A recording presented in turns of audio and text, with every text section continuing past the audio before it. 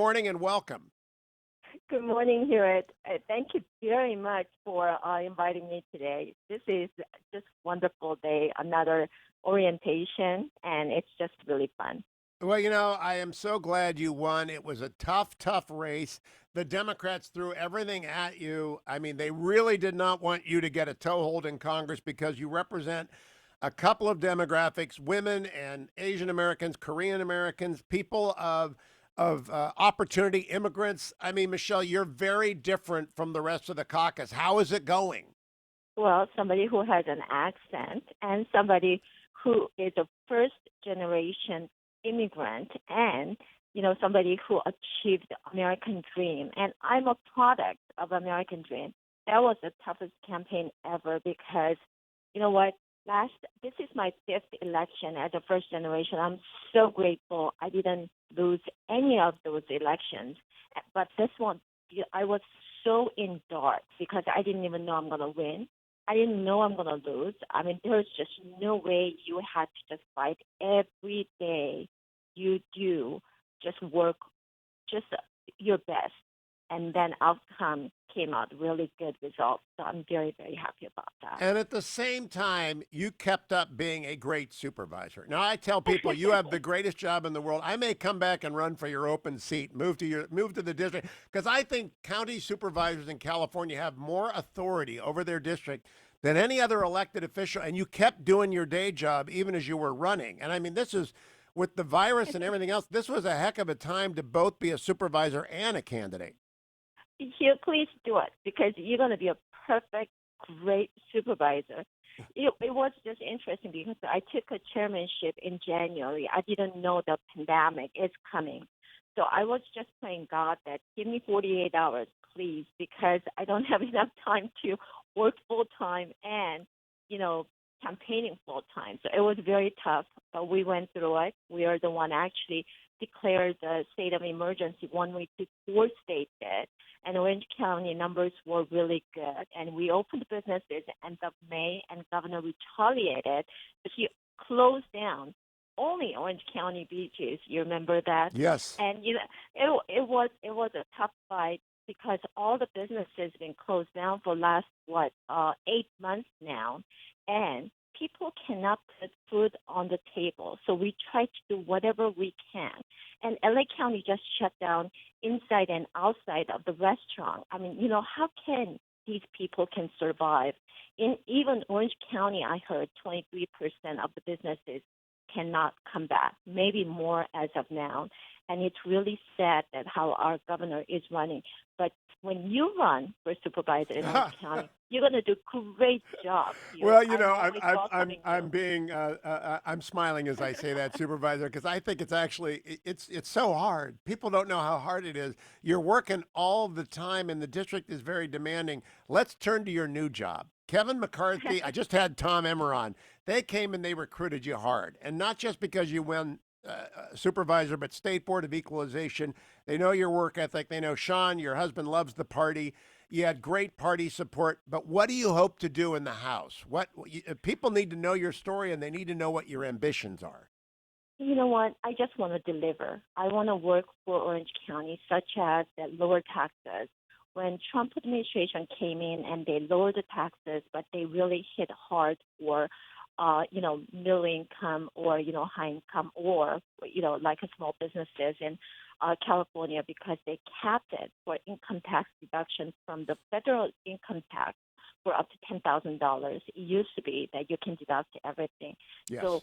state and local tax is the most important part. And then, let's regulations for the, all the businesses. You really help them to prosper. Then you can get actually more taxes that way, not, like give them more regulations and just really shut down like California, what they are doing.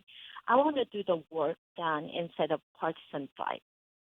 Do you have any idea which committees yet you'll be on, Representative-elect Michelle Steele? I have my hope really high. I want to go into Ways and Means, but Ah, as a freshman, you cannot go because since I came, from the tax agency and I know how to count. But as a freshman, you cannot really go that one. So you know what? I've been talking to leadership and Kevin McCarthy, Tom Emmer, basically, this was a teamwork. That's the reason that I won. Everybody helped, You volunteers, know, supporters. So I'm Congresswoman gonna. elect, rules are made to be broken. And if we want more first generation Republican candidates, they ought to think about putting you on one of the big three. And you did do the State Board of Equalization. Let's speak California for people. That is the taxing agency in California. And you would be perfect for Ways and Means. So Tom Emmer is listening. He was just on, and Kevin listens both morning. That's a rule that could be broken. I think that would be a terrific thing. Are you going to be part of the effort to recruit other first generation Americans into running on behalf of the party? Yes, I am doing it, but at the same time, we have a Georgia Senate campaign. So I'm actually going to Georgia on 17th through 19th Oh, to my. promote and mobilize Korean American communities. So you know what? I have a lot of hats that I have to wear, raising money and go out there, promote more Asian Americans. They're always under the radar, and I have to bring them out. And I want to bring second, third generations, and they have to run, and they have to just come out and speak out. So that's my job. You know, Supervisor Steele, now Congresswoman Elect Steele, I just read yesterday Democrats are targeting the Asian American community in Georgia. So I can't tell you how important that is. I'm glad they reached out to you. It's apparently 2 to 3% of the electorate are Asian American in Georgia, which I had no idea. hmm You know what? It's very important. There are really big Korean American populations there, so I think it's going to be really helpful that when I get there, that I just got elected, but we really have to do the right thing. So I'm going to just relay the right message. Now, you are also a prolific fundraiser. I've seen you raise money. You're good at it. And that, by the way, that's key to this. The district you represent should be a a black district in terms of the money coming into the coffers of the Republican Party. Did you get outspent anyway? Because I know Harley Ruda said he's going to run against you. The Democrats will control redistricting. You can't stop raising money, right?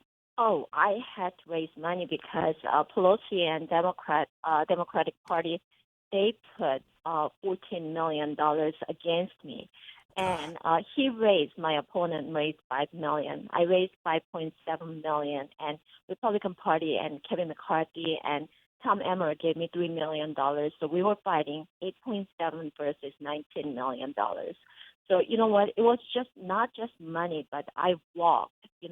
Door knocking with my volunteers and interns. We did more than 110,000 houses. That really worked. Your hard work always paid off. I remember I did a speech for the Republican women of Orange County before I came back to D.C., and you were there. You were working the room. There are many volunteers. The party that Tom Fuentes and Lois Lundberg built is still, it's one of the rare places in the country where the party organization has stayed strong decade after decade. They are the backbone of the Republican Party. They are amazing. Everybody worked. Not only that, those not just those Women Federation and other people, but we had college volunteers, more than few hundred. Actually, they walked every day. I couldn't walk every day because I had a full time job.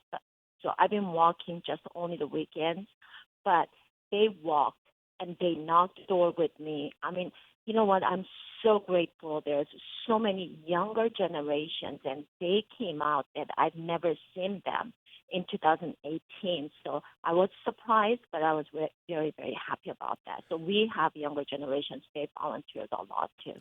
Last question, Congresswoman elect Michelle Steele. Yours is an ocean district. You were supervisor of an ocean district. You have an ocean district. I'm talking to Arnold on Thursday because Republicans can be environmentalists. You always have been an environmentalist. And I hope you carry that flag you're a conservationist, you're a clean oceans person. I hope you carry that flag for the Republicans in the caucus as well. Oh, definitely, because we have to save ocean, and then you know what? But this that you cannot ruin the businesses. There's new technology coming in, and you can utilize those, and you can really save the environment. 100%. Congresswoman-elect Michelle Steele, enjoy your second week of orientation. You tell Kevin that there are the leader. There are rules meant to be broken, and you've broken so many rules by rising so fast as a first-generation American. I hope they break this one for you. Congresswoman-elect Michelle Steele, thank you. Have a great, great orientation.